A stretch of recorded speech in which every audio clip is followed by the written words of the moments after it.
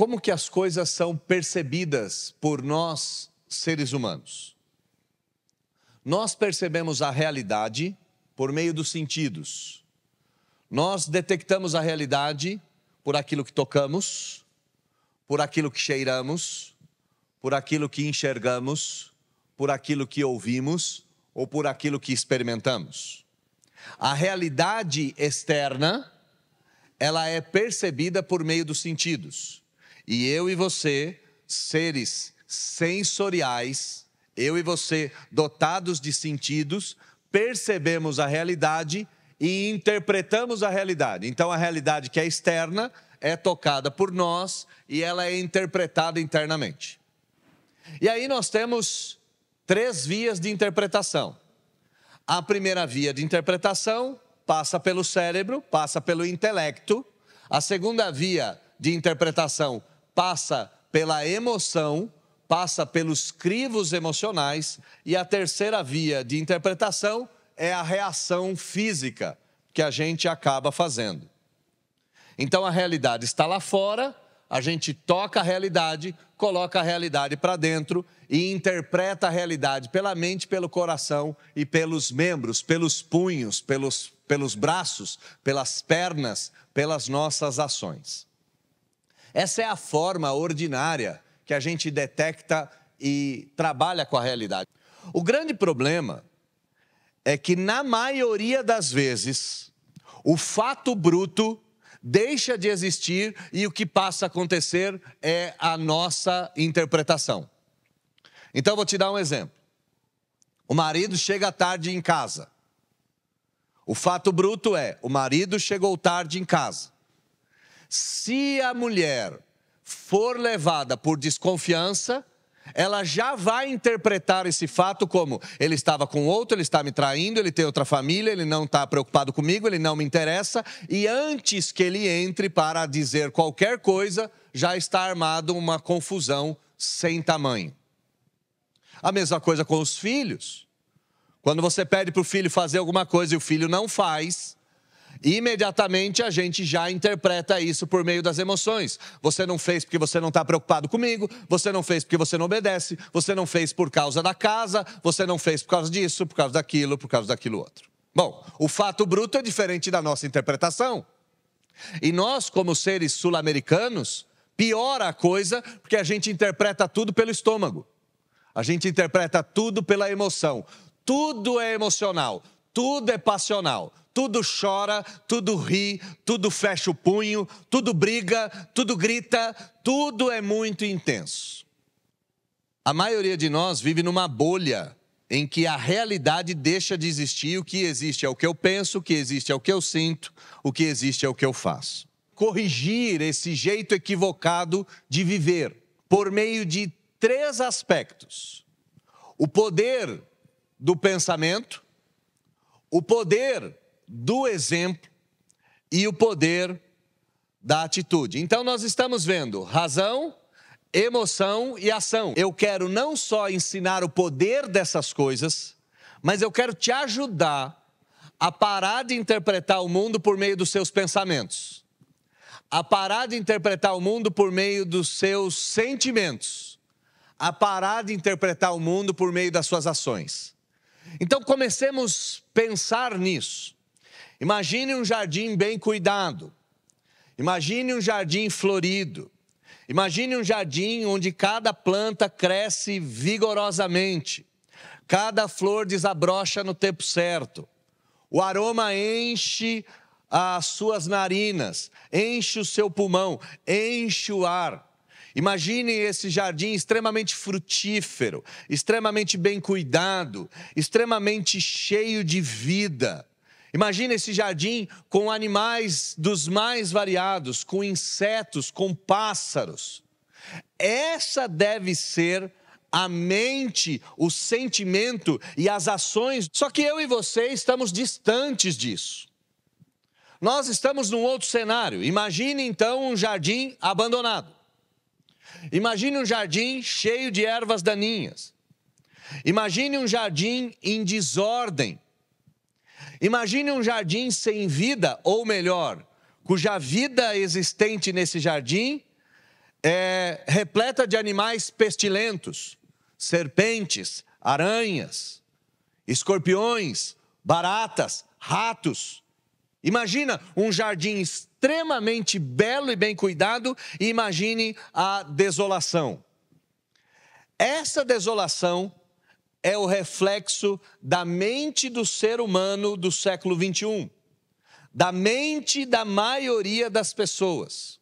O ser humano dos nossos dias não possui moderação, ele é imparável, ele é impossível de ser detido. O reflexo desse ser humano que interpreta o fato bruto por meio da mente, do sentimento e da ação, a mente está caída, o coração está dolorido, as ações são equivocadas, e como ele não interpreta o mundo do jeito certo, como ele não vê as coisas da forma certa, sua vida parece um campo minado, um campo desolado, e ele se alegra com coisas falsas, ele não é moderado, ele vive ansioso, e para piorar, o ser humano do século 21 é o ser humano que possui menos paz de toda a história da humanidade. Só para vocês terem um exemplo, tá? Aqui, na Segunda Guerra Mundial, na noite de Natal, nazistas e ingleses pararam de lutar para celebrar o Natal. Olha que coisa interessante, nós estamos falando de 75 anos atrás. 75 anos atrás, o ser humano em guerra conseguia celebrar o Natal. Hoje em dia, seres humanos como eu e você, em perfeita paz, não somos capazes de celebrar nada. Porque nos falta paz, nos falta moderação, nos falta alegria e por isso nós somos ansiosos. Qual é a solução? Como nós podemos corrigir essa loucura de interpretarmos o fato bruto de maneira equivocada, de não termos alegria, de não sermos moderados, de andarmos ansiosos, de não termos paz? A batalha pela interpretação dos fatos de forma correta, a batalha por uma vida autêntica e feliz, começa na mente. Tudo começa da forma com que a gente pensa, porque a forma com que a gente pensa vai interpretar as coisas. Da forma com que nós pensamos, será a forma com que nós sentimos. E da forma com que nós sentimos, será a forma com que nós agimos. A mente do ser humano é um campo de batalha.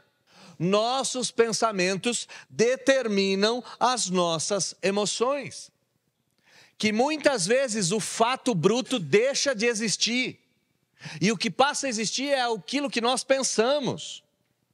E aquilo que nós pensamos vai criando um tamanho, vai criando um volume, vai se transformando tão grande, que os fatos deixam de importar. É assim quando um casal se separa.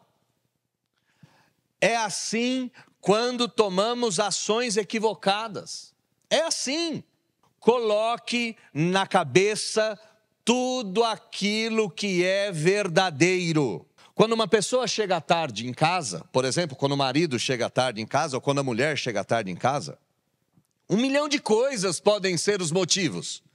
Trânsito, o carro pode ter quebrado, hora extra, o patrão pode ter segurado, ou até um atendimento de emergência. Um amigo ligou que estava prestes a se suicidar. Olha como as variáveis são enormes. Mas existe só uma realidade, a realidade é o fato bruto. A realidade é aquilo que é verdadeiro. Rejeite as mentiras que o mundo conta, que a sua mente conta, que o diabo conte. Rejeite tudo aquilo que não se alinha à realidade. Olha o fato bruto. O fato bruto é, chegou atrasado, só. O fato bruto é, não lavou a louça hoje, só. O fato bruto é, não conseguiu a nota, só. O fato bruto é simplesmente aquilo que se apresenta, não aquilo que você sente. Em segundo lugar, coloque na sua cabeça aquilo que é verdadeiro, mas coloque na sua cabeça tudo aquilo que é respeitável. E aqui respeitável fica fácil. Seus pensamentos poderiam ser expostos como um filme para a maioria das pessoas? Se aquilo que passou pela sua cabeça é respeitável, você não tem medo de expor isso. Agora, se aquilo que passou pela sua cabeça não é respeitável, é um pensamento vulgar, é um pensamento profano, você esconde ele e você se envergonha dele. Traga na cabeça a verdade dos fatos e traga na mente tudo aquilo que é digno, tudo aquilo que inspira honra, tudo aquilo que é respeitável. Tire da cabeça aquilo que é indigno. Tire da cabeça aquilo que é profano. Tire da cabeça aquilo que é vulgar. E perceba, você adquire o contato com as coisas por meio do sentido e joga essas coisas para a mente. Então, se pensamentos vulgares são fruto de olhares vulgares, para de olhar. Terceiro lugar, coloque ou direcione os seus pensamentos para aquilo que é justo. Que justiça para nós é um negócio estranho quando comparado com Deus.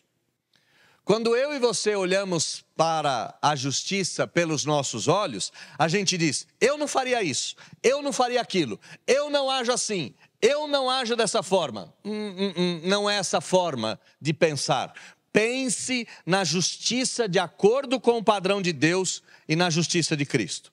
Coloque na cabeça aquilo que é verdadeiro. Coloque na cabeça aquilo que é respeitável. Coloque na cabeça aquilo que é justo. Coloque em sua mente aquilo que é puro. Cultive pensamentos livres da corrupção. Rejeita tudo que contamina a sua alma. Rejeita tudo que te deixa ansioso. Rejeita tudo que te angustia. Tem gente que perde dias, semanas, meses assistindo coisas que deixam a alma contaminada. E a televisão está repleta disso, né? O que tem de série de filhos que matam os pais, série de assassinatos em série, séries de injustiças daquelas homéricas. Se livra disso, pelo amor de Deus. Se você só assiste morte, se você só assiste corrupção, se você só assiste vaidade, sua mente estará repleta de morte, corrupção e vaidade. Tira da cabeça aquilo que é impuro e coloque na cabeça aquilo que é puro. Encha a sua mente da verdade. Encha a sua mente daquilo que é respeitável. Encha a sua mente daquilo que é justo. Encha a sua mente daquilo que é puro. Encha a sua mente daquilo que é amável. Eu quero dar um exemplo a vocês. Eu não sei se vocês sabiam disso, mas o TikTok, utilizada por jovens ocidentais, tão popular no Ocidente, no Oriente, e ela surgiu na China, o TikTok é chinês, lá não se reproduz aquelas dancinhas ridículas, intermináveis e sem fim, como no Brasil e no Ocidente. O que o TikTok chinês passa? Qual é a instrução do TikTok? Tudo aquilo que promove amor, harmonia, coragem, virtude, valores. Então, o jovem chinês está assistindo como é importante amar os seus pais. O jovem chinês está assistindo como é importante viver em harmonia. O jovem chinês está assistindo como é importante honrar as tradições. O jovem chinês está assistindo como é importante ter coragem. O jovem ocidental está reproduzindo dancinhas ridículas sem fim e de forma interminável. Só para tentar te dar um exemplo. Coloque na mente aquilo que promove o amor, a harmonia, o cuidado, a paz, os valores. Sexto lugar, coloque na mente tudo aquilo que é de boa fama. Vai começar agora o Big Brother, né? Vai começar de novo essa peste, dessa desgraça. Arranca isso da sua vida, pelo amor de Deus. Você vai assistir um bando de animais enjaulados, vivendo como animais, comendo como animais, refletindo como animais. Saia, não te importa quem traiu quem dormiu com quem saiu com quem. Sim, coloque na sua mente biografias, coloque na sua mente feitos gloriosos, coloque na sua mente heróis de verdade. Troque o Big Brother pela série do Ayrton Senna, por exemplo. Em 7º lugar, coloque na cabeça aquilo que é virtuoso. Sim, coragem, trabalho, honra, altivez, não aquela altivez daquele sujeito que nada tem e é altivo, a altivez de um espírito livre, de um espírito puro, de um espírito valoroso, a altivez de um homem, de uma mulher que completa o seu trabalho, a altivez de um herói de guerra que é justo mesmo num cenário de matança. Coloque dentro da mente tudo aquilo que é virtuoso. Coloque dentro da mente tudo aquilo que merece apreciação e elogio. Coloque na mente tudo aquilo que vai redundar em louvor, é o último ponto. Tudo aquilo que será louvável. Para de ouvir música que fala de sexo. Para de ouvir que você vai descer para BC, pelo amor de Deus. Pare de ouvir essas coisas, pare de pensar essas coisas, pare de ver essas coisas te imbecilizam, essas coisas te idiotizam, essas coisas te escravizam. Arranque essas coisas, discipline os seus pensamentos devem ser disciplinados, você deve direcionar sua mente, os seus olhos, seus ouvidos, seu coração. Traga à memória aquilo que te dá esperança, não aquilo que te angustia. Traga à memória aquilo que te dá coragem, não aquilo que te deprecia. Traga a coragem àquilo que vai te fazer virtuoso e não aquilo que vai te deixar ansioso. Traga à mente aquelas coisas que vão te edificar. Em outras palavras, aplique uma dieta mental que glorifique a Deus. Nossos pensamentos são o reflexo direto e imediato do que tem na nossa mente, no nosso coração e na nossa alma. Arranca o que não presta, arranca a falsa alegria, arranca a falta de moderação, arranca a ansiosidade, arranca a falta de paz. Tira essas coisas da mente e coloque no lugar delas. Coloque verdade, respeito, justiça, pureza, amabilidade, boa fama, virtude e louvor. Essa disciplina mental vai fazer com que você interprete os fatos como eles são. Essa disciplina mental vai fazer com que eu e você vivamos em paz, enfrentemos os desafios do dia a dia com sabedoria e coragem. Pensar no que é verdadeiro, respeitável, justo, puro e amável não é uma sugestão, é um chamado. Pensa na sua mente. Ela está sendo ocupada pelo quê? O que está dentro da sua cabeça? O que está sendo recebido pelos seus olhos? O que seus ouvidos têm ouvido? Pensa nisso. Você vai perceber que a sua dieta mental é muito pior do que uma dieta alimentar daquele que só come besteira todos os dias.